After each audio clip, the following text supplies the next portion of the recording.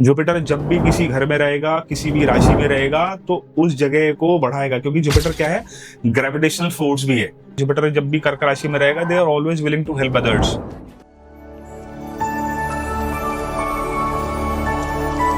सो welcome. आज हम बात करेंगे Jupiter in the sign of Cancer. Jupiter जब भी कर्क राशि में रहता है तो किस तरीके के परिणाम देखने के लिए मिलते हैं।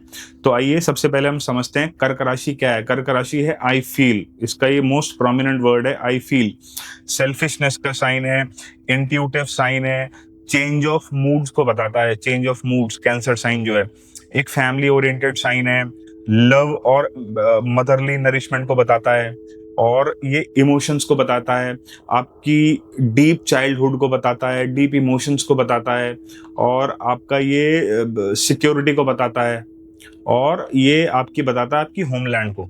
तो ये था साइन ऑफ कैंसर के बारे में। अब हम समझते हैं जुपिटर को, यानी बृहस्पति। बृहस्पति क्या है? जुपिटर है एक्सपेंशन, जुपिटर है लक, जुपिटर है फॉर्च्यून, जुपिटर है प्रीस्ट।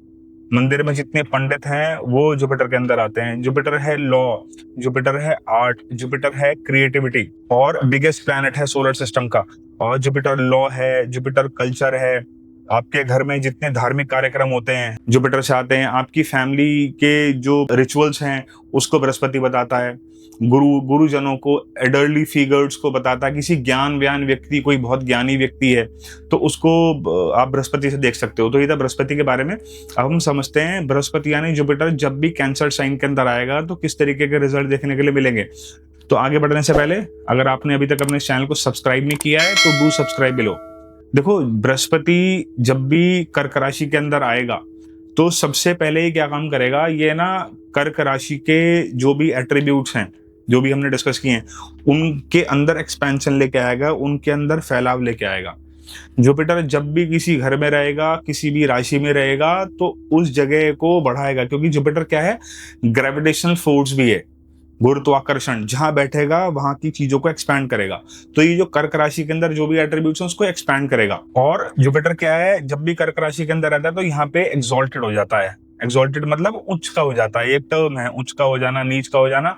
आप इसको ऐसा मत समझो कि उच्च का हो गया तो बड़ा बहुत पॉजिटिव हो गया, ये नीच का हो गया तो बहुत खराब हो गया। नहीं, ये वर्ड है, बस इसको हम देख अलग तरीके से रहे हैं कि उच्च का हो गया है ना, एक्सॉल्टेशन पॉइंट हो गया, मतलब जुपिटर फील्स कंफर्टेबल हियर।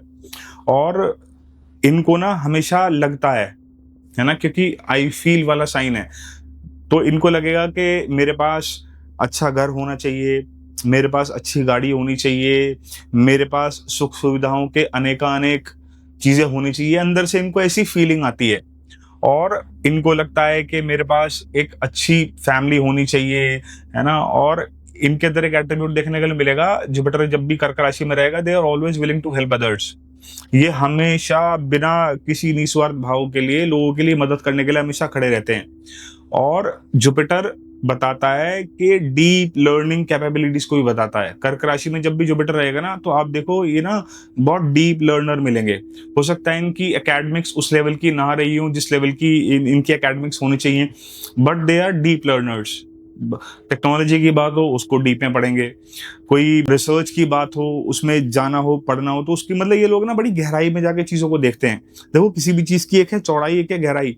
तो ये क्या काम करेंगे, लोग गहराई में डीप डीप जाके अंदर चीजों को पढ़ना पसंद करेंगे जब भी जुपिटर रहेगा कर्क राशि के अंदर, क्योंकि जुपिटर फील कर रहा है कंफर्टेबल यहाँ पे। और जुपिटर ना लर्निंग्स को बताता है, और कंफर्टेबल साइन के अंदर है, एक्सॉल्टेशन साइन के अंदर है। और जुपिटर रहेगा तो यहाँ पे ये ना बहुत ही लविंग सपोर्टिव टाइप वाली फैमिली के एनवायरनमेंट में रहते हैं ये, या अपनी फैमिली का एनवायरनमेंट बहुत सपोर्टिव ये लोग कर देते हैं, या इनको फैमिली बड़ी सपोर्टिव मिलती है। और इनका ना नेचुरल कनेक्शन होता है डिवाइन टीचिंग्स के प्रति। अपने आप देखो, जिसका भी कर्क राशि में जुपिटर रहेगा ना, इनकी डिवाइन जो टीचिंग्स हैं, अपने आप नेचुरल इंक्लिनेशन रहेगा उसकी तरफ। अभी हो सकता है यंग एज के अंदर आपको ना दिखाई दे, आप हो सकता है कि अभी 20s में हो, 25 में की एज के अंदर हो, अपनी इससे ना क्लिक कर पा रहे हो आप। लेकिन आप देखो, जैसे ही आप 30s को टच करोगे, 30s 35 की तरफ बढ़ रहे होंगे, तो आपका डिवाइन कनेक्शन ऑटोमेटिकली बनना शुरू हो जाएगा। और कर्क राशि में जुपिटर रहेगा, ये लोग बड़ी रिस्पेक्ट पाते हैं सोसाइटी से, सोसाइटी में बड़ी इज्जत होती है इनकी।